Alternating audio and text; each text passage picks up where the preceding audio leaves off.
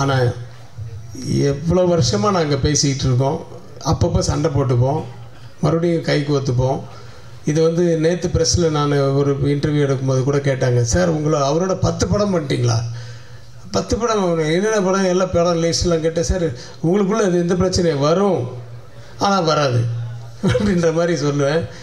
நண்பா வாருங்கள். சரத்குமார்.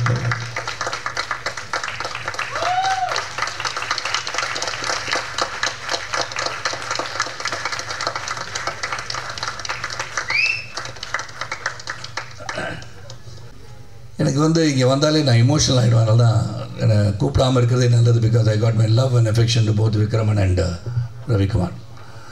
ரவிக்குமார் வந்து என் வாழ்க்கையின் ஒரு தருணத்தில் என்னை வந்து அவர் வந்து அதாவது அவர் முதல் படம் 1990ஆம் ஆண்டு புரியாத புதிர் வந்து அவர் இயக்குறார். அதுதான் ரவிக்குமாரோட முதல் படம். அந்த படத்தில் வந்து என்னை வந்து புக் பண்ணிட்டார். நான் வில்லனாக இருந்தேன். என்னை வந்து ஒரு பாசிட்டிவ் கேரக்டர் பண்ணுறீங்க ஷரத் அப்படின்னு சொல்லி இன்ட்ரடியூஸ் பண்ணி நீங்கள் வரணும் அப்படின்னு சொன்னார். சரின்னு சொல்லிட்டேன். ஆனால் அன்ஃபார்ச்சுனேட்லி நான் வந்து ஒரு 60 அடியிலேருந்து கீழே விழுந்து ஹைதராபாத்தில் அடிபட்டு 6 months I was in bed. கழுத்தை வெட்டியில் யாரும் சர்ஜரி வந்து கழுத்தை ஓப்பன் பண்ணி C4 C5 டாக்டர்ஸ் இருந்தால் தெரியும். C4 C5 வந்து ஸ்பைனல் கார்டு இன்ஜுரி. அந்த இடுப்புலேருந்து ஒரு எலும்பு எடுத்து அங்கே வச்சு 2 ராடை வச்சு 4 ஸ்க்ரூ வச்சு டைட் பண்ணி என் கழுத்தை நிற்க வச்சாங்க. அப்படி பார்த்தா நான் தான் அயன்மேன். அதன் பிறகு 6 மாதம் வந்து இருந்த பெட்டில் தான் இருந்தேன். அதுக்கப்புறம் வந்தேன். வீட்டுக்கு வந்தவுடனே அது வந்து சொல்ல வேண்டியது ஒன்று. ஏன்னா எதுவுமே நிலையானது அல்ல என்பதை புரிந்து கொள்வதற்காக இந்த கலைக்குழு மட்டுமல்ல, வாழ்க்கை அப்படித்தான். ஆனால் we have to accept the challenges and go forwardன்னு சொல்லுவோம். என்னால் பேச முடியாது. அப்போ I lost my voice. My right vocal cord was paralyzed after the surgery. அப்போ எல்லாருமே வந்து கிட்டத்தட்ட 11 படம் ஒரு பிஸியான ஒரு வில்லன். இங்கே வந்து காலையில் ஒர்க் பண்ணோம், ஈவினிங் போயிட்டு ஹைதராபாத்தில் இருப்பேன், திரும்பி காலையில் இங்கே வருவேன், தொடர்ந்து வேலை செஞ்சிட்ருந்தேன். அப்போ கிட்டத்தட்ட ஒரு 11 பேருடைய அட்வான்ஸ் முன்பணம் என்னிடம் இருந்தது.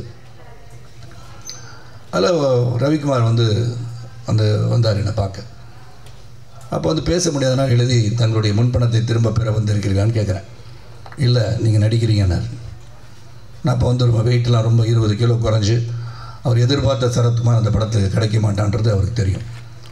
சௌத்ரி சாரே சொல்லியிருப்பார், ஏன் புது படம் எடுக்கிற அவர் வச்சு எடுக்கிறேன்னு சொல்லியிருப்பார். அதனால் என் குருநாதர் தான் வரும். ஆனால் அவர் சொல்லியிருப்பார், ஏன்னா வெயிட் பண்ண வேண்டாமல் ஒரு நடிகனுக்காக எதுக்காக காத்துட்ருக்கீங்க, அது ஒரு பாசிட்டிவ் கேரக்டர், ஒரு இன்ஸ்பெக்டர் கேரக்டர் தானே அப்படின்னு சொல்லியிருக்கலாம். ஆனால் அன்று அந்த ரவிக்குமார் அவர்கள், இன்னும் சொல்கிறேன், it's very nostalgic emotional to me, நீங்கள் தான் நடிக்கிறீங்கன்னார். அது 6 மாதம் ஆகட்டும், ஒரு விடமாகட்டும், என்னுடைய முதல் படத்தில் உங்களை புக் பண்ணிட்டேன், நீங்கள் தான் நடிக்கிறீங்கன்னு சொன்னதுக்கு என்னுடைய அந்த படத்தில் நடிக்கும் போது 2 பேருக்கும் பெரிய தகராறு. அந்த மாதிரி தகராறுலாம் கலை உலகையும் பார்த்துக்க முடியாது. அதான் சண்டை போட்டுக்கும் இருக்கும், வரும், வராதுன்றது தான். நான் வந்து இதை சொல்லணும். ஏன்னா இதெல்லாம் சில விஷயங்கள் வந்து எப்படி வந்து இருவர்கள் உறவோடு இன்றும் பயணித்து கொண்டிருக்கிறோம்னு சொன்னால், இந்த கொடுக்கல் வாங்கல், compromising with each other, give and take policies. ஏன்னா 1000 பிரச்சனைகள் வரும். பிரச்சனை வராமல் இருக்க முடியாது. நான் சில கணவன் மணி பார்த்தீங்கன்னா, நாங்கள் 50 வருஷமாக எந்த ஒரு பிரச்சனை நிம்மதியாக வாழ்ந்துட்டுருக்கோம்னு சொல்லுவாங்க. அதில் யாரோ ஒருத்தர் போய் சொல்கிறாங்க அர்த்தம். சண்டே போட்டதில்லைன்னு சொல்லுவாங்க. அது எப்படி சண்டை போட முடியும்? சண்டை போட்டுட்டு தான் வர முடியும். நான் 11 மணிக்கு வீட்டுக்கு வரேன்னு சொல்லிட்டு வந்தால் நீங்கள் போக முடியாது. அதுக்கு ஒரு பிரச்சனை நடக்கும், பஞ்சாயத்து நடக்கும், முக்கியமாக ஒருத்தர் வரான்னு சொன்னீங்க, வரமாட்டீங்களா நீங்கன்னு கேட்பாங்க. அதுக்கு எனக்கு பஞ்சாயத்து பண்ணுறதுக்கு ஒருத்தர் இருக்கார், நாட்டாமல் என்னுடைய ரவிக்குமார் தான்.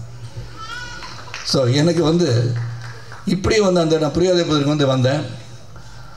6 மணிக்கு கால் ஷீட் போட்டிருந்தார். 6 to 2 நைட்டில் நான் வரும்போது ஒன்றும் காலதாமதமாக வரல. காலையில் 1 மணிக்கு வந்தேன்.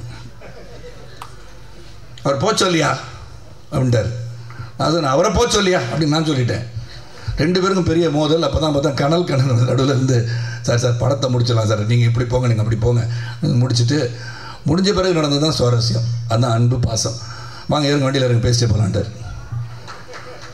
That is Ravikumar, man with golden heart அப்படின்னு சொன்னால், இந்த கலை உலகத்தில் நான் சந்தித்த பல மனிதர்களில் உண்மையான தங்கமான ஒரு மனது என்று சொன்னால் ரவிக்குமார் தான். அதே மாதிரி விக்ரமன் சார், சூரியவம்சம் கூட மிகப்பெரிய ஒரு அளவுக்கு என்னை உயர்த்தியவர் தான். அதுவும் விக்ரமன் சாரும் ரவிக்குமார் வந்து நீங்கள் இந்த படத்தை நடிக்கிறீங்கன்னா எனக்கு அதை பற்றி எனக்கு கவலையே கிடையாது. ஸோ என்னை பற்றி நீங்கள் நடிக்கிறீங்க and Vijay Kanishka is to be introduce in this film அப்படின்னு சொன்னோன்னே ரொம்ப சந்தோஷப்பட்டேன். அதில் எந்த ஒரு மாற்று கருத்து எனக்கு கிடையாது. அந்த படம் நல்லா வரும்ன்றதுக்காக நடிக்கிறது மட்டும் இல்லை, இவர்கள் சிறந்த மனிதர்கள், இவங்கள் எண்ணங்கள் சிறக்க வேண்டும், இவர்களுடன் இணைந்து என்றுமே வாழ்நாளில் இருந்து கொண்டு இருக்க வேண்டும் நினைப்பவன் நான். அதனால் அந்த படத்தை உடனே ஒத்துக்கிட்டேன். என்னை பொறுத்த வரைக்கும் ப்ரொடியூசர்ஸ், டிஸ்ட்ரிபியூட்டர்ஸ், தியேட்டர் உரிமையாளர்கள்லாம் சிறப்பாக இருந்தால் தான் நம்ம பண்ண முடியும். அதனால் நம்ம சம்பளத்தை வந்து முதல் படத்தை நடித்தோடனே 50,000 ரூபாய்க்கு 1,00,000 ரூபாய்க்கு நடிச்சிட்டு ஒரு படம் ஹிட் ஆகிடுச்சுன்னா நான் வந்து 2 கோடி சம்பளம் கேட்குறது இஸ் நாட் ரைட்.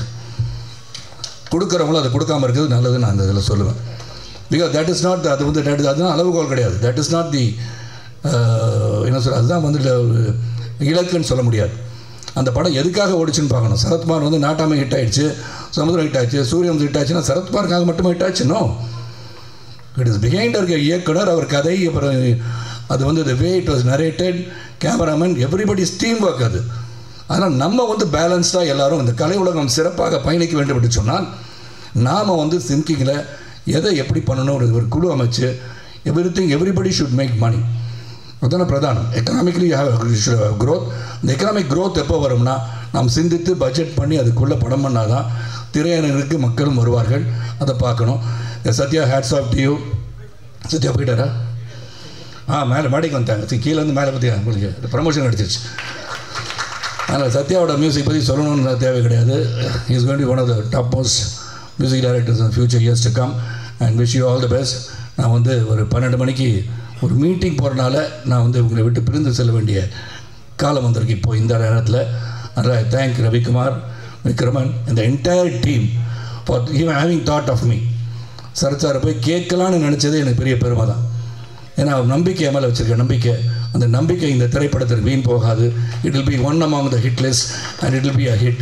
நல்லபடியாக திரைப்படத்தில் வந்து நேரடியாக போய் சென்று நீங்கள் பார்க்க வேண்டும் கேட்டுக்கொண்டு, அடிக்கடி ரவிக்குமாருக்கும் எனக்கும் சண்டை வரதை பற்றி டிபேட் நடக்கும். அதுக்கு ரவிக்குமார் ஒரு தயாராக இருக்குமாறு கேட்டுக்கொண்டு, என்னை வந்து வாழ்த்தி பேசிய அனைவருக்கும், என்னை பற்றி வாஸ் சார் சொன்னாங்க, சிவா சொன்னாங்க, ஜெயம் ரவி சொன்னாங்க, சொன்ன அனைவருக்கும் என் நன்றியை சொல்லி, அனைவருக்கும் பிறருக்கு உதவியாக இருந்து உபத்திரவம் இல்லாமல் உதவியாக இருப்பது தான் மனித வாழ்க்கை. நாம் இருக்கின்ற சில காலத்தில் நல்லது செய்து விடைபெறுவோம். ஜாதி மத மொழிபேதமற்ற ஒரு சிறந்த சமுதாயத்துறை பாடுபட்டு கேட்டுக்கொண்டு விடைபெறுகின்றேன். நன்றி, வணக்கம்.